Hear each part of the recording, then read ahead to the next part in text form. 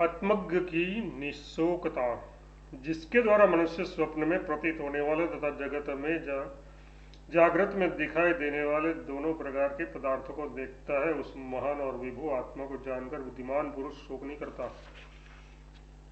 स्वप्रांत, स्वप्न का मध्य यथार्थ स्वप्नावस्था में जानने योग्य तथा जागरितांत, जागृत अवस्था का मध्य यानी जागृत अवस्था में जानने योग्य, इन दोनों स्वप्नों और जगत के अंतर्गत पदार्थों को लोक जिस आत्मा के द्वारा देखता है वही ब्रह्म है। इस प्रकार इस वाक्य की और सब व्याख्या पूर्व मंत्र के समान करनी चाहिए। उस महान और विभु आत्मा को जानकर यथार्थ वह परमात्मा मैं ही हूँ ऐसा आत्मभाव से साक्षात अनुभव कर धीर बुद्धिमान पुरुष शोक नहीं करता।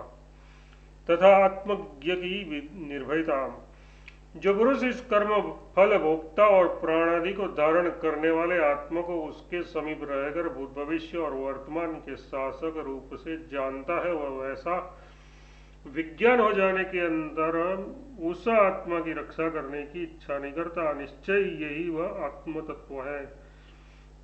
जो कोई इस मध्वद कर्म फल भोक्ता और जीव प्रणादि करण कलाप को धारण करने वाले आत्मा को समीप से भूत भविष्य आदि तीनों कालों के शासक रूप से जानता है, वह ऐसा ज्ञान हो जाने के अनंतर उस आत्मा का गोपन रक्षण नहीं करना चाहता, क्योंकि वह अभय को प्राप्त हो जाता है। जब तक वह भय के मध्य में स्थित हुआ अपने आत्मा को अनित्य समझता है। हिरण्यगर्भ को देवजल से पूर्व उत्पन्न हुआ है, उस प्रथमज मतलब हिरण्यगर्भ को देवादि शरीरों को उत्पन्न कर संपूर्ण प्राणियों की हिरण्यगर्भ को देवादि शरीरों को उत्पन्न कर संपूर्ण प्राणियों की गुहा, हृदयाकाश में उत्पन्न कर संपूर्ण प्राणियों की गुहा, हृदयाकाश में प्रविष्ट हो कार्य कारण रूप भूतों के सहित, हृदयाकाश में प्रविष्ट हो कार्य कारण रूप भूतों के सहित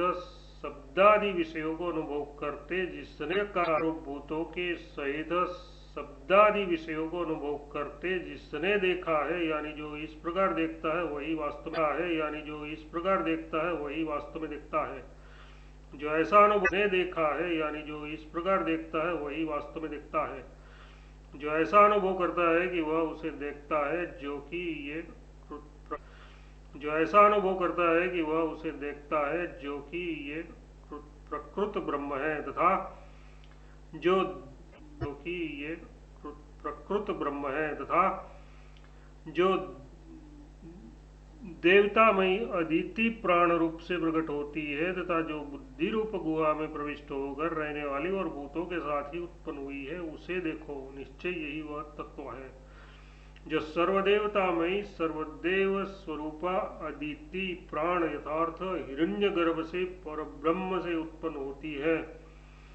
शब्दादि विषयों का आदन मतलब भक्षण करने के कारण उसे अदिति कहते हैं। बुद्धिरूप गुहा में पूर्ववत प्रविष्ट होकर स्थित हुई उस अदिति को देखो। उस अदिति की ही विशेषता बतलाते हैं, जो भूतों के सहित यथार्थ भूतों से संबंधित ही उत्पन्न हुई है, वही तेरा पूछा हुआ तत्व है।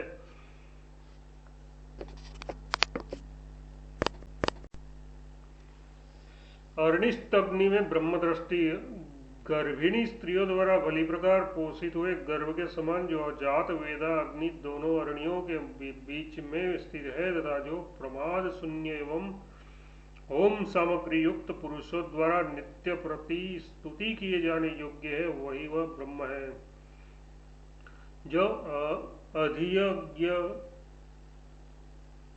जो अधियज्ञ रूप से ऊपर और नीचे की अरणियों में निहित यथार्थ स्थित हुआ और होम किए हुए संपूर्ण पदार्थों को भोक्ता आत्मस्वरूप जात वेदा अग्नि है।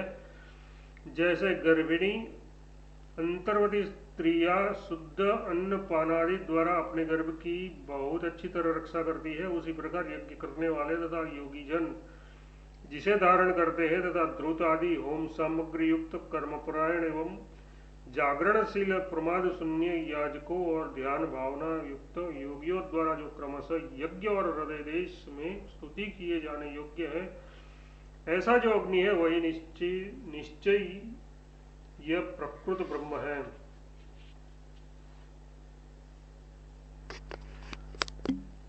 प्राण में ब्रह्म दृष्टि तथा जहां से सूर्य उदित होता है और जहां वह अस्त हो जाता है उस प्राणात्मा में अन्नादि और वागादि संपूर्ण देवता समर्पित है, उसका कोई भी उल्लंघन नहीं कर सकता। यही वह ब्रह्म है।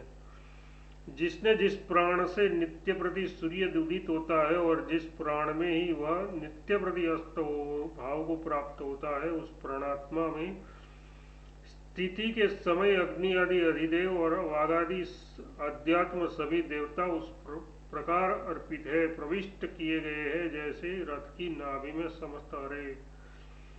वो प्राण भी ब्रह्म ही है, वही ये सर्वात्मक ब्रह्म है, उसका अतिक्रमण कोई भी नहीं करता।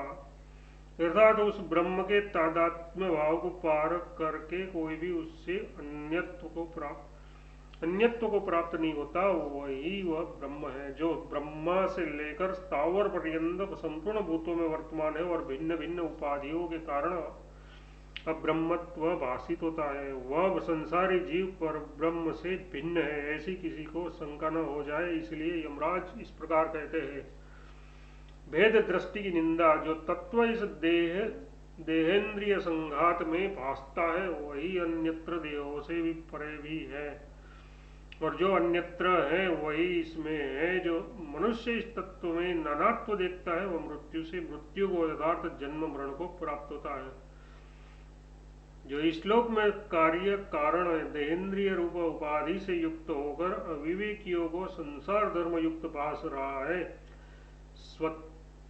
स्वस्वरूप में स्थित वही ब्रह्म अन्यत्र इन देहादि से परे नित्य विज्ञान घन स्वरूप और संपूर्ण संसार धर्मों से रहित है, तथा जो अमूत्र उस आत्मा में यथार्थ परमात्मा भाव में स्थित है, वही श्लोक में नाम रूप एवं कार्य करण रूप उपाधियों के अनुरूप भासने वाला आत्मतत्व है और कोई नहीं।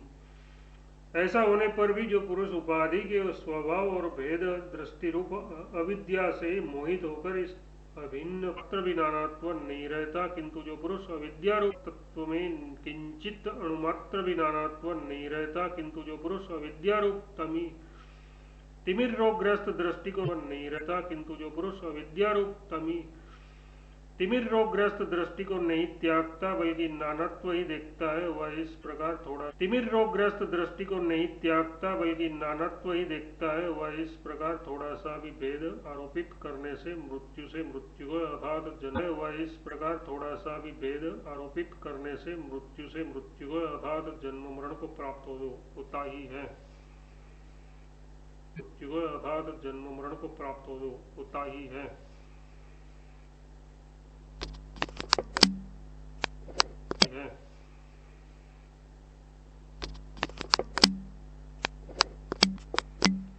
हृदय पुंडरीकस्त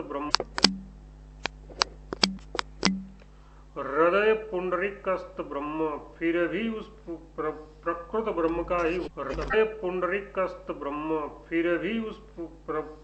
ब्रह्म का ही वर्णन करते हैं। जो अंगुष्ठ परिणाम पुरुष शरीर के मध्य में स्थित है उसे भूत भविष्यत और वर्तमान का शासक जानकर वह उस आत्मा के ज्ञान के कारण अपने शरीर की रक्षा करना नहीं चाहता। निश्चय यही वह ब्रह्मत्व है।